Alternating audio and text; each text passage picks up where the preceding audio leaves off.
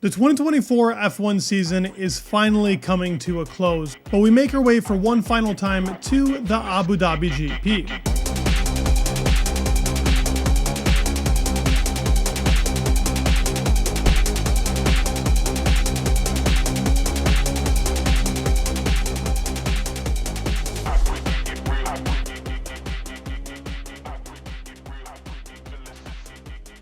This will be the last preview and predictions of the year, but let's go over what an incredible GP this has been in these last 10 years or so of it being a finale. Now the track itself, in my opinion, doesn't give the best racing, as it's pretty odd in a lot of positions, especially Sector 3, but it is a finale, so it's given us moments like the 2010 season where there was 4 different championship drivers going at it: Fernando, Mark Webber, Sebastian Vettel, and Lewis Hamilton.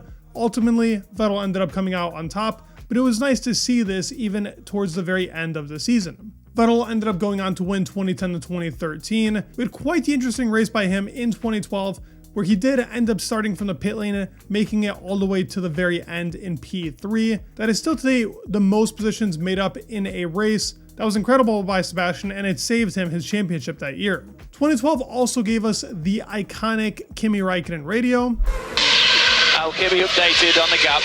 I'll keep you updated on the pace. Just leave me alone, I know what to do. I think this radio pretty much embodies who Kimi was as a driver and a person. It'll go down as one of the best radios ever. 2014 had Lewis win his second title here, but in 2016, Nico, a guy that some people might not be familiar with, one of the only drivers to beat Lewis Hamilton in equal machinery, ended up winning his 2016 title here. What a run. That was quite the controversial GP, with at some point Lewis backing up the rest of the grid to try and get them to overtake Nico. It was a very interesting GP, but what a way to go out for the German driver. And obviously the moment that I think has defined Formula One ever since it happened was 2021, Max Verstappen's overtake, and in general the drama surrounding this specific GP in 21. But it's brought in a lot of new people, and the track itself has done a good job of providing finales for people to remember for decades and decades. Whether it's controversial or not, it's been quite a very interesting GP. Looking at our last preview for 2024, we're going to be going into this track with the C5 to C3 on the tires, so the softest compounds that we can get. Traction is going to be a 4, while tire stress is a 3. I actually do believe it to be a bit higher. It's typically a 2-stop, if not every single time. And the rears definitely get toasted on this track, specifically because of that hairpin and the sections that are a bit higher in speed.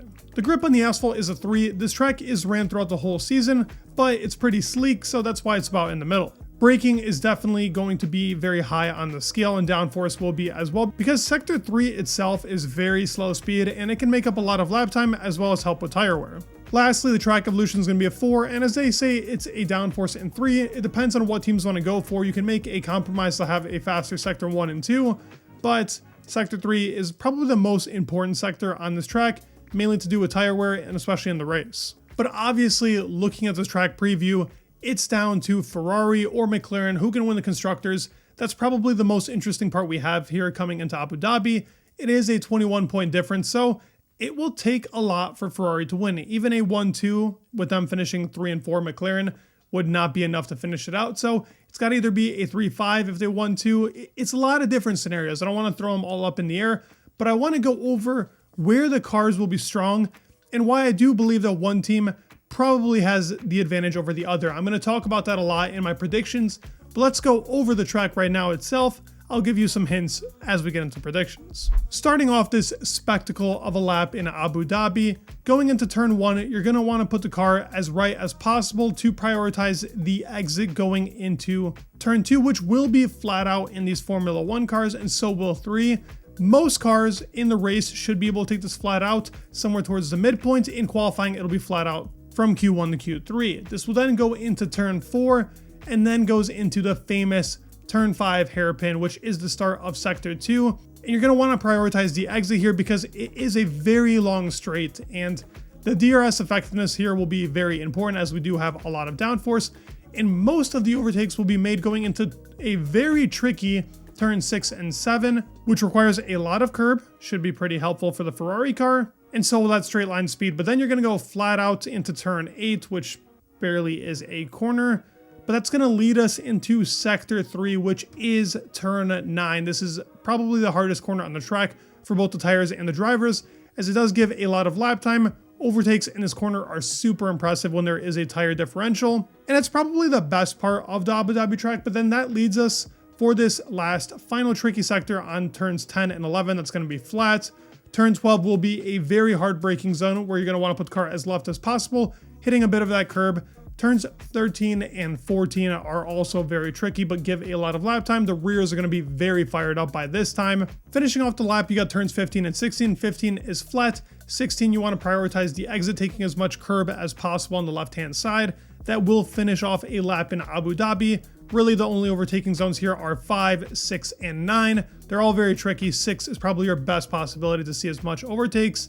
It's going to be mainly up to really how much the tires can handle here, as this track loves to burst those rears on most of these Formula 1 cars. Now let's go over my predictions, the best teams, the worst teams, and our top 5 for the last time in 2024. As for the best teams, let's talk about it. On this track, I fully believe that both Ferrari and McLaren are actually the favorites. Even though Red Bull was really strong in Qatar, I feel like a track like this is going to be completely different and it's not going to suit the car as much. I do believe we have a good favorite in both the Ferrari and the McLaren, but guess what? I've been wrong a lot this season, and it feels like it's been such an unpredictable season in a very great way, but I'm going to give you my best possible analysis. I'm also going to make a video on Friday covering who I think could win the GP.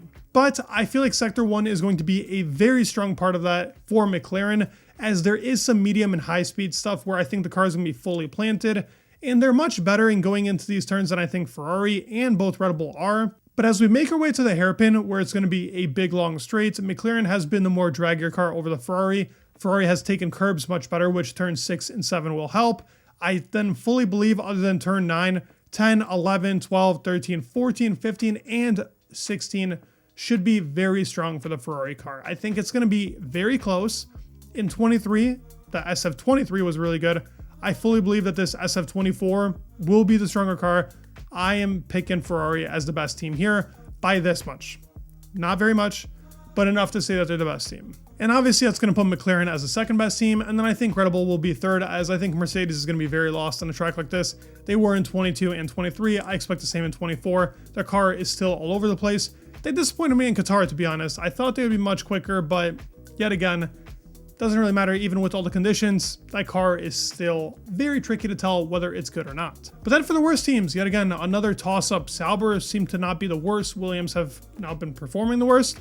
This should be a little bit of a better track for Williams, but I'm actually, shockingly enough, going to put Williams as the P10 position.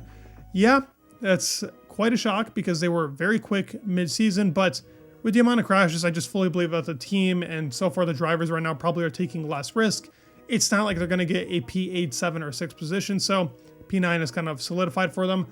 I'm going to put Williams in 10th, Sauber in 9th, and I'm going to put RB in 8th. I think that the Aston car is a little quicker, so is the Haas and Alpine. It's going to be a fight between those two. I do believe Haas will be better than Alpine here, but that's going to be up in the air, especially with Duhan also driving rather than Ocon, which let's see if that actually costs them now in the championship. But now the top 5. Now this will determine on whether I think Ferrari can truly win this GP. In my top 5, I'm going to throw in George Russell in P5. I think he's still going to have a great performance, regardless of the car not being there. He's had a great season. I got to give it to George. He's been very, very good.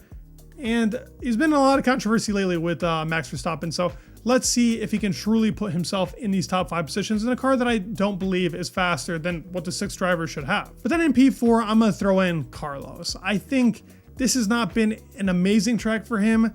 His track record here is not great, as it doesn't really suit the style of Carlos. For that reason, I'm going to throw him in P4. In P3, I'm going to throw in Max Verstappen. I do believe it's going to be a good track for him. He's going to do as much as he can. I just don't think the car is going to be under him to catch the other 2 drivers, which I believe will be Lando in P2, and I think Leclerc is going to be in P1. I really think this is a track for him. He's done really well in the years that the car was not best to actually win. Can they take the constructors? It'll depend on where Oscar can finish. That is the main player I feel like out of all of these drivers. Carlos has been pretty consistent. So has Leclerc. for the most part, I would say Lando's been consistent. The bad luck in Qatar really cost him. And I mean, you could argue it's either bad luck or the guy should have lifted. It was double yellows. So it can be thrown up in the air. I feel like the big player here is Oscar on whether he can finish in the top 5 or close to that to seal it off. I think McLaren is going to take it by a very small amount.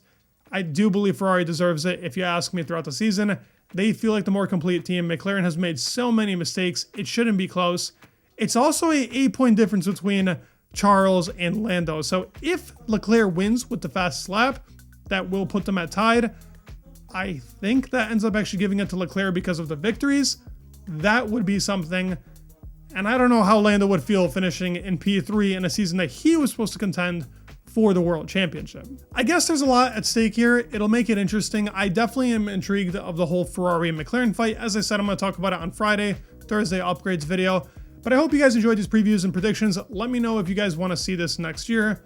I have a couple plans for it. I think a lot of you guys that have stuck around have enjoyed it.